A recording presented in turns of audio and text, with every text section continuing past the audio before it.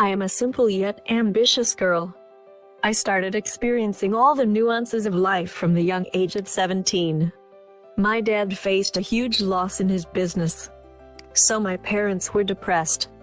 I had to take on the responsibility of taking care of my lovely parents. But I didn't lose hope. I found myself a job in a reputed multinational company. We managed to pull through the ups and downs of life, but it took us almost 7 years to start living a normal life. I fell in love with a guy at this time. He is now my husband. When I first saw him, I just couldn't take my eyes off him. I am a very straightforward person.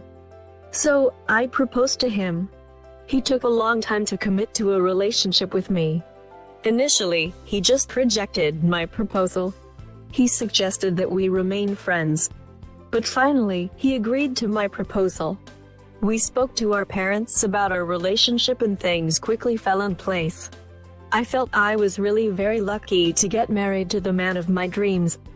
I thought of all the tough times that I had faced in my life so far. I was grateful that I was getting something fruitful in my life now. Suddenly all my struggles seemed worth my while. But I was wrong. My mother-in-law started torturing me the day after I got married. She said I wouldn't be able to conceive. She then commented about the wedding. She said that my parents had put up a lifeless wedding ceremony. She then said that my mom would die within 6 months. I wondered how she could predict so many things like that. What kind of joy did she get by saying such things? I still don't understand her. My husband proved to be my pillar of support at this time, so I was able to keep quiet. He knew I was a well-mannered woman who belonged to an extremely decent family.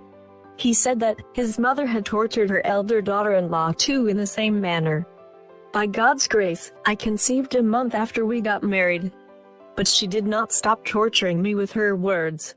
She said, "Girls are not supposed to be born in our family. I want only boys." She had 2 daughters herself. She had 5 sisters of her own. Yet she wanted only males in her family. She then predicted that I would get diabetes during my pregnancy. She said that I would definitely have a C-section because I could not bear the pain of childbirth.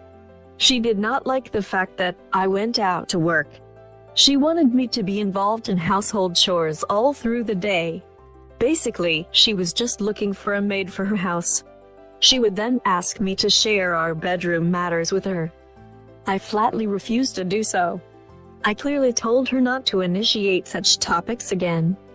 I did not want to encourage such things. I told her that such things were private. But she told me that she had such private talks with her daughter too. My life now became hell literally. To add to my woes, now my brother-in-law started taking his mother's side. He too never listened to me. He would order me around the house.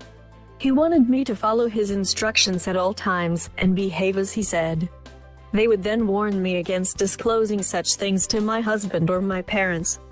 My father-in-law too supported them at such times. I was pregnant at this time. I just could not bear their torture. My husband often had to go out of town for work. He would leave me at my mom's place at such times. I would have surely ended my life if my husband and my parents had not supported me at this time. One day, she started talking about me in a lowly manner with her first daughter-in-law. She then blamed my husband too and spoke about him in a cheap manner. But my parents and I never questioned them. We all knew that my husband was a gem of a person, and that was enough for us.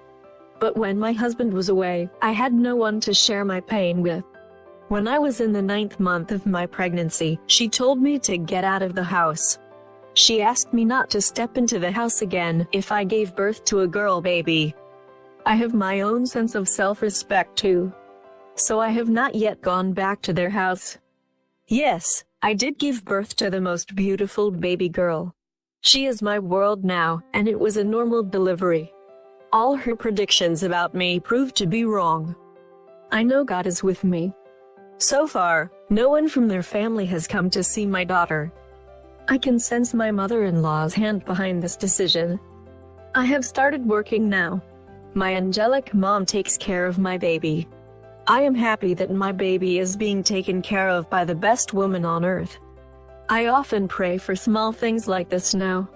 I ask God to take good care of all women and help them create a great future for themselves, especially after they get married. I wish no girl ever gets a mother-in-law like mine. I was able to share only 10% of all that I have been through. But I know you will be able to relate to my story. Please take good care of yourselves.